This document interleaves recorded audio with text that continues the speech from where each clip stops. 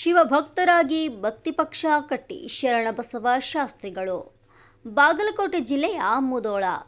ದುಃಖಮಯವಾಗಿರುವ ಸಂಸಾರದಲ್ಲಿ ವ್ಯರ್ಥವಾಗಿ ಬದುಕನ್ನ ಹಾಳು ಮಾಡಿಕೊಳ್ಳದೆ ಸಜ್ಜನರ ಸಂಗ ಮಾಡಿ ಶಿವಭಕ್ತರಾಗಿ ಭಕ್ತಿಪಕ್ಷ ಕಟ್ಟಿ ಎಂದು ಮುಗಳಕೋಡದ ಶ್ರೀ ಸಿದ್ಧಾರೂಢ ಭಾರತಿ ಆಶ್ರಮದ ಪೂಜ್ಯರಾದ ಶರಣಬಸವ ಶಾಸ್ತ್ರಿಗಳು ಹೇಳಿದರು.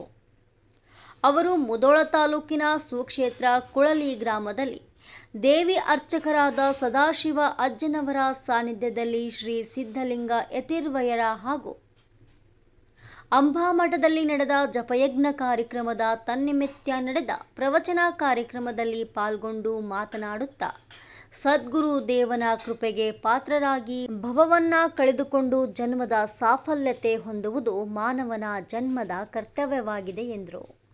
ಬಸವರಾಜ ಸ್ವಾಮೀಜಿ ರಬಕವಿ, ಮಧುರಕಂಡಿ ಬಸಯ್ಯ ಮಹಾಸ್ವಾಮಿಗಳು, ನಿಂಗಾಪುರದ ಬಸವರಾಜ ಸ್ವಾಮಿಗಳು, ಕುಳಲಿಯ ಈರಯ್ಯ ಶ್ರೀಗಳು, ಕಾಡಪ್ಪ ಶರಣರು, ಈರಪ್ಪ ತಳಪಟ್ಟಿ ಶರಣರು, ಬಳ್ಳೂರಿನ ಕ್ಷೀರಮ್ಮ ತಾಯಿಯವರು ಉಪಸ್ಥಿತರಿದ್ದರು.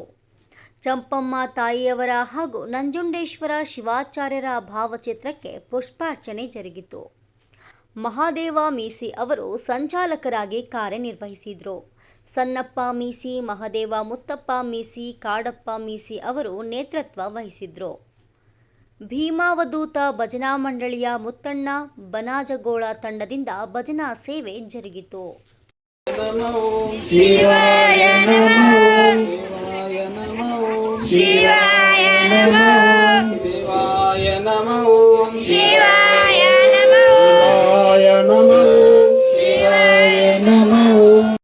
ಆತ್ಮರಾಶಿಗೆ ಪರತರ ಮುಕ್ತಿಗೂ ಉಪಾಯವಿದು ನಿಜ ಶಿವ ಮಂತ್ರವನ್ನ ಅಂತೆ.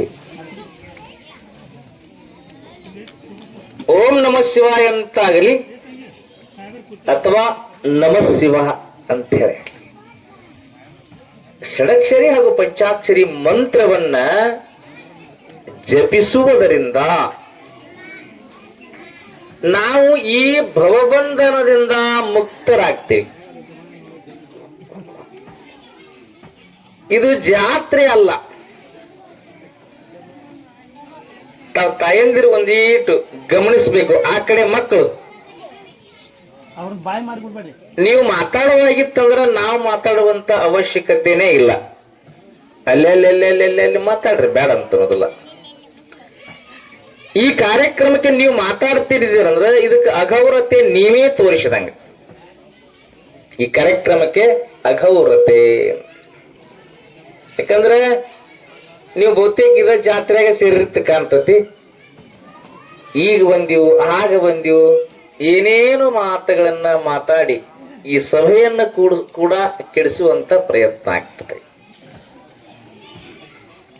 ಇವತ್ತು ನಮ್ಮ ಬದುಕಿನಲ್ಲಿ ನಾವು ನಮ್ಮ ಜನ್ಮವನ್ನ ಪಾವನ ಮಾಡಿಕೊಳ್ಳಬೇಕಾಗಿತ್ತು ಅಂದರೆ ನಾವು ಸತ್ಸಂಗವನ್ನ ಮಾಡಬೇಕು.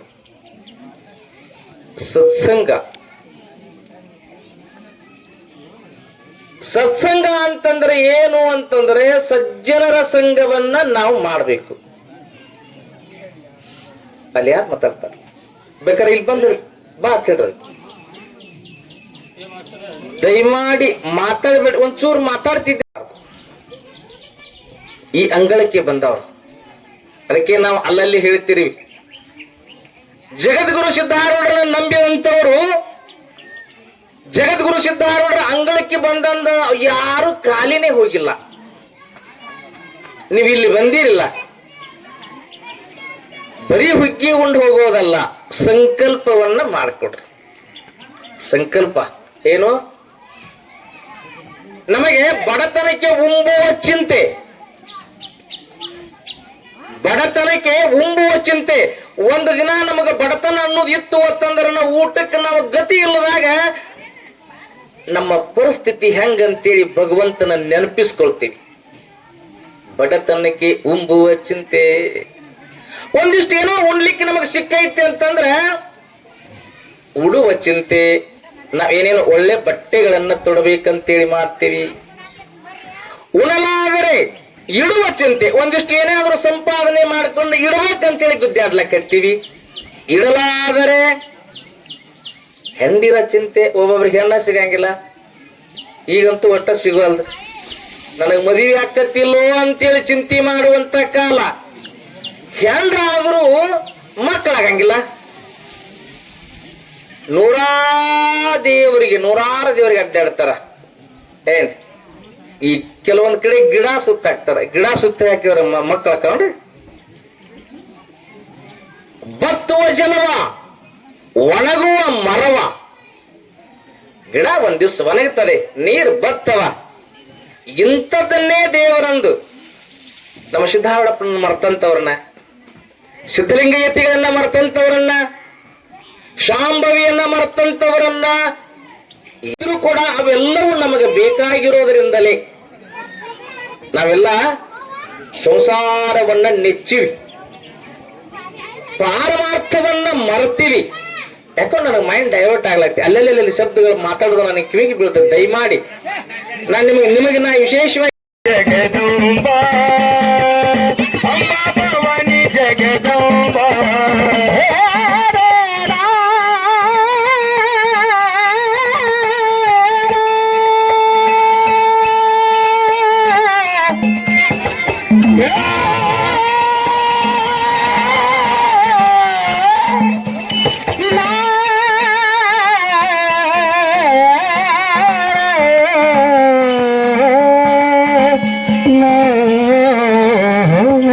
ಅಂಬಾ ಭವಾನಿ ಜಗದಂಬಾ ಭವಾನಿ ಅಂಬಾ ಭವಾನಿ ಜಗ ಅಂಬಾ ಭವಾನಿ ಜಗ ಅಂಬಾ ಭವಾನಿ ಜಗದಂಬಾ